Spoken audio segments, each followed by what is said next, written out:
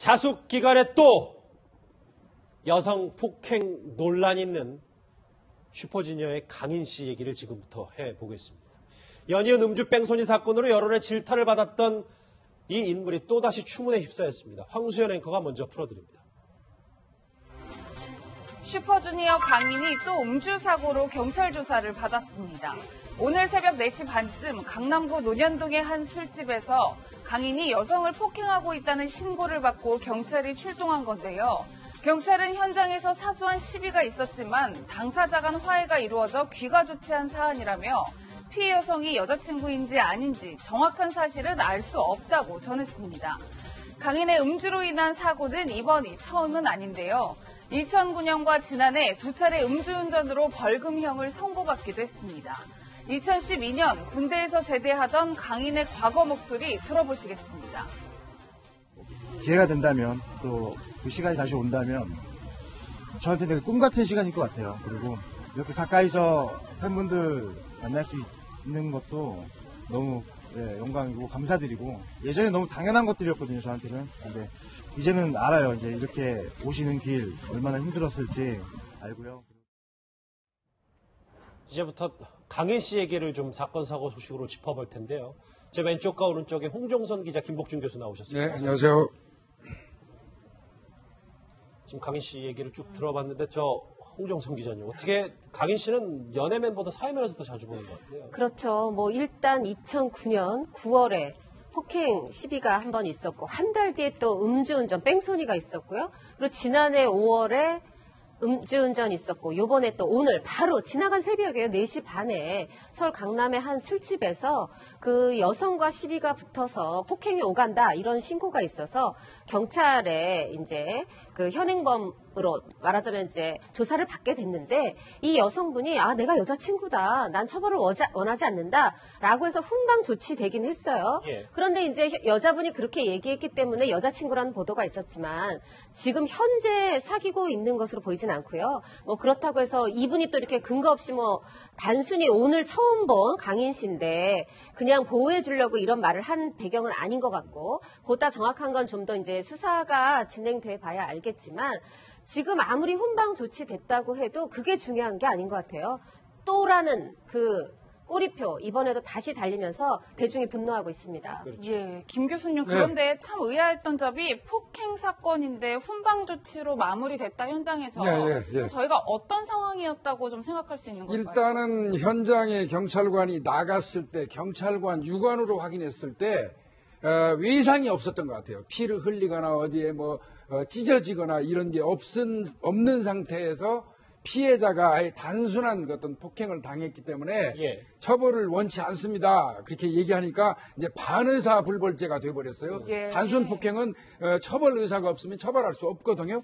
그래서 이제 그 경찰이 일단 보낸 것 같은데 그런데 이렇다고 이게 완전히 끝난 건 아니에요. 여성 측에서 어디 이제 상해가 좀 발생했고 처벌 의사가 다시 생기면 경찰에 또 다시 처벌을 요구할 수는 있어요. 언제든지. 언제든지. 예. 그러면 백 변호사님, 김복준 교수님 말에 따르면 사건이 완전히 종결된 건 또 아니네요.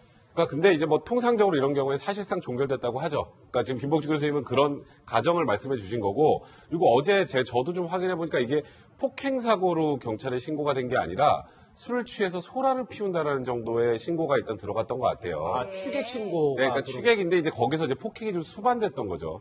그래서 그 여성분도 폭행을 당했다보다는 이 술 취한 사람을 좀 보내달라는 취지의 신고가 있어서 경찰에 가서 확인을 해보니까 이제 폭행 상황이었고, 폭행 상황에 대한 진술도 나왔고, 그래서 이제 처벌을 원하느냐 그랬더니 좀 아까 홍 기자님 말씀하셨던 것처럼 여자친구 얘기도 좀 나왔던 것 같고, 근데 지금 현재 사귀는 여자친구는 아니라는 지금 상황인데 이제 그런 정도 선에서 일단은 마무리가 됐는데 문제는 이게 이제 더 커질 가능성은 제가 보기엔 이제 없어요. 이게 수사를 해서 이 둘 간의 관계가 어떻고 이런 건 더 나올 가능성은 없으나 이게 또 강인 씨가 술을 마시고 저질렀다라는 것 때문에 대중들은 이게 처벌을 받고 안 받고를 떠나서 굉장히 많이 실망을 하고 있는 상황인 겁니다. 예, 홍 기자님 말씀처럼 대중들이 실망한 이유, 말씀처럼 음주운전 뺑소니 사고로 사실 음반 활동도 못하면서 자숙 기간 중이었잖아요. 맞습니다. 지난해 5월이었고 그때도 면허 정지 수준이었거든요. 가로등 들이받았다가 다행히 그래도 인명 피해가 없다. 그리고 반성을 기피한다라고 해서 어떻게 보면 2009년 이번 9월에 이어서 두 번째인데도 어떤 예외적으로 벌금 700만 원만 받았어요. 그래서 자숙 중이었는데 지금 바로 11월 6일 바로 열흘 전에 슈퍼주니어가 6인조로 컴백을 했어요. 그랬죠. 사실 그 많은 멤버가 다 어디 가고 6명이 됐느냐. 려육하고 규현 씨는 이제 군대가 있고요. 그리고 뭐 성민 씨는 이제 연애 결혼 과정에서 팬들과의 어떤 그 소통 불찰로 해서 그 보이콧을 당했고 또 최시원 씨는 지금 반려견 문제가 최시원 씨는 또 반려견 문제가 있었죠. 네네 그랬고요. 네 그리고 지금 강인 씨도 지난해 이 음주운전 때문에 자숙하면서 빠진 상황에서 나머지 멤버들이 6명이 열심히 활동하고 있는데 이게 지금 2주를 이제 두고 활동 선언을 했었어요. 열흘이 지나고 이제 한 나흘 남았는데 그때 또 들려온 요번에 활동에 참여하진 않았지만 슈퍼주니어 식구는 식구니까 또 한 번 슈퍼주니어는 그 최시원 씨 반려견에 의해서 발목을 잡는 사건이 또 터진 겁니다. 예. 근데 승 기자 하나 짧게 여쭤보면 저 여성 폭행 그 여성이 전 여자친구지 아니면 전혀 모르는 일면식도 없는 사람 이건 아직 밝혀진 건 아니잖아요. 제가 그 취재한 바에 따르면 일면식도 없는 사람은 아닙니다. 그러니까 처음 본 사람은 아니고요. 예. 다만 현재 사귀고 있지 않다. 여기까지밖에 말씀을 못 드릴 것 같아요. 지금 여성분의 직업을 두고도 네, 지금 말이 많은데 아직은 조금 더 자세한 게 밝혀질 때까지는 그냥 분명히 알던 사람이긴 하고 현재 사귀는 건 아니다. 그 정도까지 이제 시청자 여러분이 대중 여러분이 알아주셨으면 좋겠습니다. 알겠습니다. 예. 이해가 됐어요. 이제 강인 씨가 과거에 자신의 행동에 대해 뉘우치던 모습이 여러 번 있었습니다. 안타깝습니다. 그때 목소리 한번 다시 들어보시죠. 제가 냈던 상처들에 대해서도 이제 또 아물 수 있게 또 제가 노력해야 되는 시간들이 이제 다가온 것 같고 나쁜 버릇으로 자리 잡았던 것들이 많더라고요. 근데 그런 거 고치는데 최대한 주력을 했고요. 지금 어떠신지 한 말씀 부탁드립니다. 죄송합니다. 네, 죄송합니다. 예, 김 교수님 이번 강인 씨 사건이 단순 주치 사건이라고 할지라도 그간 있었던 사건들이 모두 다 술 때문에 발생했던 일이기 때문에 네. 강인 씨가 술에서부터 좀 자유로울 수는 없을 것 같다 이런 생각이 들어요. 강인 씨가 지금 몇 가지 사건 지금 쭉 보면 2009년도 9월 달에 강남에 있는 한 술집에서 손님들하고 이 시비 돼가지고 폭행 사건으로 불구속되면서 기소유예 받은 게 하나 있어요. 그때도 술이었어요. 두 번째도 보면은 뺑소니만 두 음주 번이니까. 뺑소니도 음주운전 그 당시에도 이제 위드마크 공시까지 적용해가지고 면허 취소되고 그랬거든요.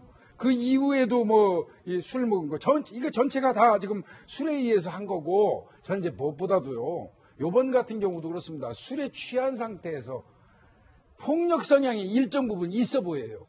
특히나 그 여성을 상대로 남성이 주먹을 휘두른다면 이건 기본적으로 술을 마시면 폭력 성향이 발현되는 사람의 한 종류입니다. 예. 한 부류라고 볼 수 있고요. 그 다음에 술을 마시면 사리분별을 기본적으로 못하는 이런 유형에 속하는 사람이기 때문에 너무 세게 말씀하시는 건 아니죠? 아니, 이건 사실이에요. 예. 이 범죄학에서 나오는 이야기고요. 강인 씨 같은 경우는 사실 공격 성향이 있으면서 술 먹으면은 공격 성향이 발현되고 알겠습니다. 그렇다는 거는 확실한 것 같습니다. 예, 사실 공격 성향이라는 것도 물론 김복준 교수님의 주장입니다만 앞으로 또 수사 결과에서 만약에 또 여자친구인지는 아직 정확히 모르겠습니다. 그 여성과 어떤 내용이 있는지는 내막이 좀 더 밝혀져야 예. 되겠죠. 홍 기자님 정리를 해보는데 일부 팬들은 벌써 퇴출 요구까지 있습니다.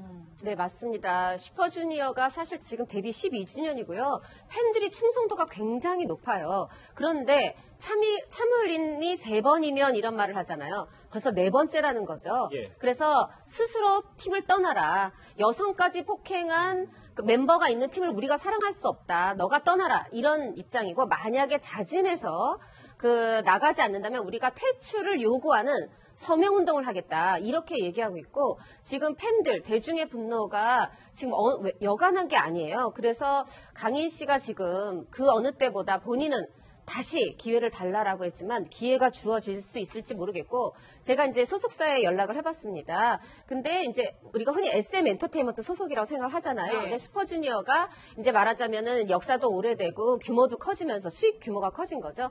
SJ 레이블이라고 혼자 어떻게 보면 자회사처럼 떨어져 나온 상황이에요. 네. 그래서 SJ 레이블 이라는 거를 좀 분명히 하더라고요. 이런 분위기로 봐도 제가 보기에는 어떻게 보면 모기업이라 할 수 있는 아버지 격의 SM 엔터테인먼트도 조금은 좀 알겠습니다. 실망한 분위기를 느낄 수 있었습니다. 네.